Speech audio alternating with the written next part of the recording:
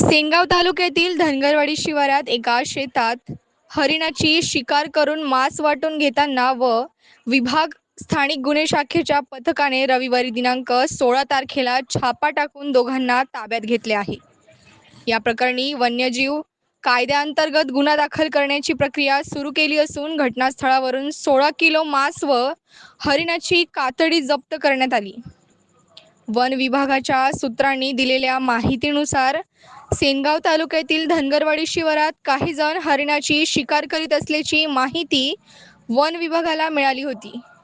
त्यावरून वन विभागाच्या पथकाने मागील 10 दिवसांपासून या भागात पाळत ठेवली असून कर्मचाऱ्यांनी स्वतंत्र पथक नियुक्ती केले होते।